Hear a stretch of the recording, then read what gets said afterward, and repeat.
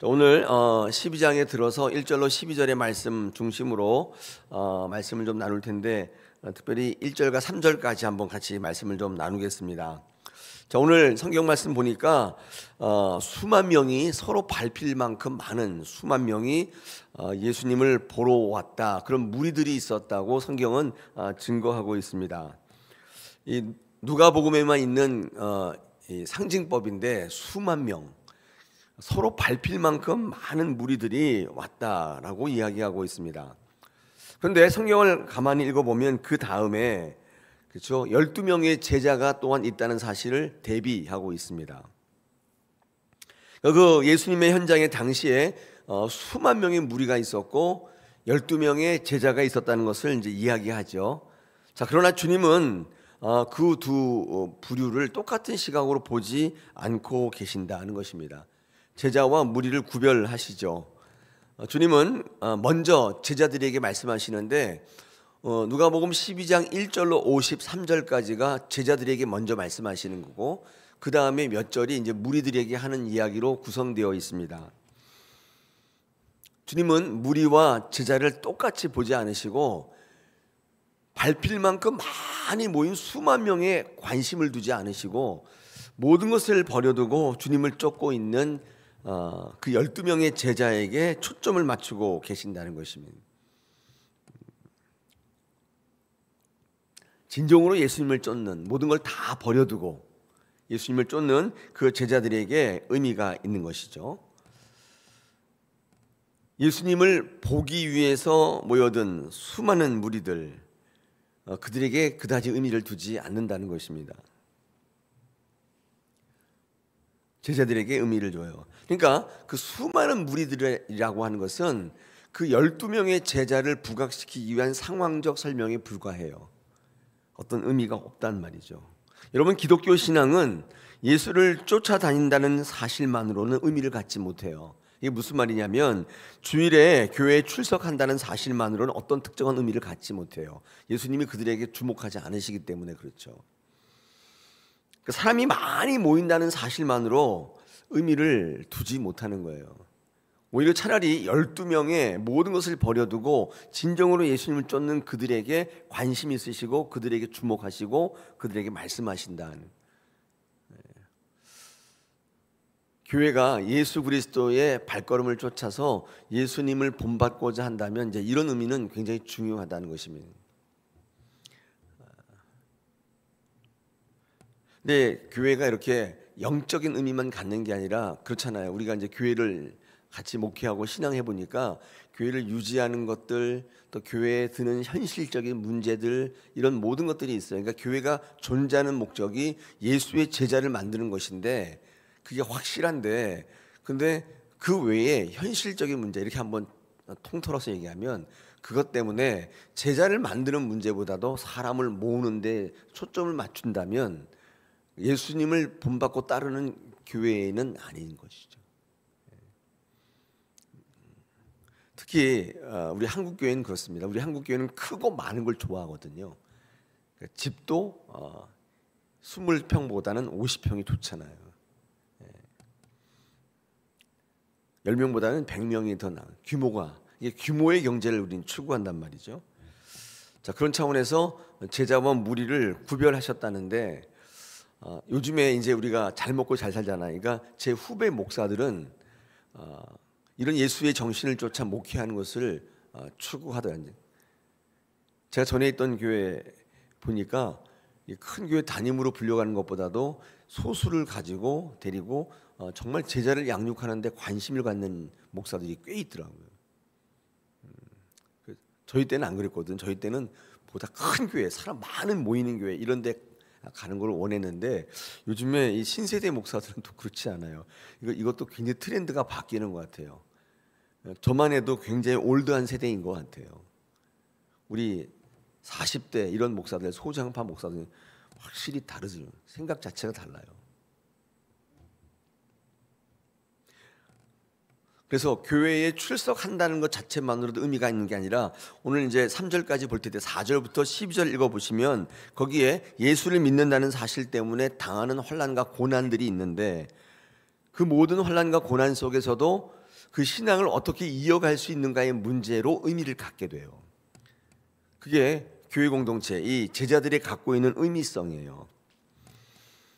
그러므로 기독교의 신앙은 자기 성취가 아니라 예수님과의 연합이라고 볼 수 있는데, 이 제자라고 하는 존재는 예수와 연합을 이루는 존재인 거예요. 이게 신앙의 목적이고 목회의 목적인 거예요. 주님은 그 당시에 눈앞에 있는 수많은, 서로 밟힐 만큼의 수많은 무리에게 어떤 의미를 두시지 않고 모든 것을 버려두고 주님께 헌신하겠다고 순종하겠다고 따라다니는 그 제자들에게 의미를 주셨다는 것입니다. 오늘 성경 말씀에 보니까 이렇게 되어 있습니다. 12장 1절 하반절에 보니까 이 무리로 대변되는 바리새인들, 그 바리새인들의 누룩, 곧 외식을 지적하십니다. 누룩, 외식, 여러분 이게 무리들이 갖고 있는 특징이에요.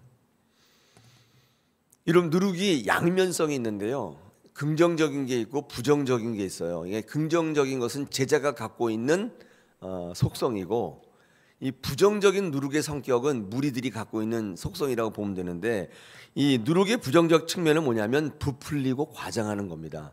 누룩을 딱 넣으면 확 부풀거든요. 이스트 아시죠? 빵 만들 때 넣는 거, 누룩이거든요. 지금 수만 명, 밟힐 만큼 모인 모든 그 무리를 그 누룩으로 보신 거예요. 부풀어져 있는. 부정적 측면이죠. 있는 그대로가 아니라 뭔가 자꾸 꾸미는 거예요. 외식하는 자의 모습. 외식이라는 게 겉을 꾸민다는 뜻이잖아요. 무리들은 그런 속성이 있어요. 그래서 예수님께로부터 뭔가를 받아가지고 자기를 성취하고 자기를 포장하는 데 쓴다. 그래서 이 바리새인들의 누룩, 외식을 주의하라고 제자들에게 권면해요. 여러분 지금 1절부터 12절, 53절까지는요 제자들에게 주시는 권면이에요. 무리들에게 하는 얘기가 아니란 말이죠. 그래서 제자들에게 이 바리새인들의 누룩 같은 모습이 있지 않을까 해서 혹시 해서 그 가능성을 지적하세요. 내면에 충실한 신앙이 아니라, 주님께 달려가는 신앙이 아니라 사람들의 시선에 신경 쓰고 체면과 거칠에 충실한 이런 외식하는 신앙을 제자들이 본받기를 원치 않으셨다는 거죠. 그들을 주의하라. 이 누룩을 주의해야 된다. 안 그러면 너희는 제자에서 바로 무리로 전락되는 거예요.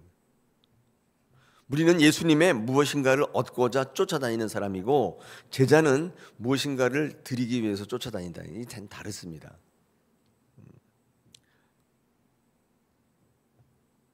자, 그렇다면 누룩의 양면성, 긍정적인 면이 있는데, 아까 이 부정적인 면은 외식하고 꾸미는 거라고 했잖아요. 근데 긍정적인 면은 변화성입니다. 변화.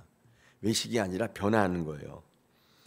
마태복음 13장에 보면 누룩에 대한 이야기가 나오는데, 거기에 천국 비유 중에 하나이거든요. 천국 비유 중에 천국은 마치 여자가 가루 서말 속에 갖다 놓은 누룩과 같다, 이렇게 되어 있습니다. 이런 가루 서말은 세상을 의미하는 것이고, 누룩은 소수 아니에요. 소수가 거기에 들어가는 것이죠. 그러면 어떻게 돼요? 완전히 변화시켜 버려요. 가루가 누룩을 먹는 게 아니라 누룩이 가루를 지배해 버려요. 가루는 굉장히 많은데 소수의 누룩이 변화시키는 변화성, 이게 제자의 특징이라는 것입니다. 여러분 적은 수는 굉장히 미약해 보이지 않습니까? 아무것도 못할 것처럼 보이잖아요. 우리 다사랑교회 이 적은 공동체가 아무것도 못할 것 같잖아요. 스스로 무리라고 생각하는 사람들은 거기에 의미를 두지 않지만, 제자들은 적지만 강력한 데 의미를 두는 거죠. 그들이 들어가면 세상 전체를 바꾸는 거예요. 이게 세상 속에 능력 있는 성도의 모습이라는 것입니다. 변화를 추구하는 제자들, 그들에게 누룩의 부정적인 것이 아니라 긍정적인 면을 지금 드러내십니다. 그러므로 이 성도가 추구하는 영적 변화라는 것은 소수의 변화예요. 군대가 일으키는 변화가 아닌 거예요. 교회가, 성도가 세상을 변화시킨다고 한다면 이 소수가 일으키는 변화일 것입니다. 성도는 어떤 존재냐? 변화시키는 존재인데, 영향력을 주는 존재인데, 수많은 사람들이라기보다는 이 누룩과 같은 소수예요. 여러분 가루는요 세상인데 백날 가루예요. 바람에 날리는 가루잖아요.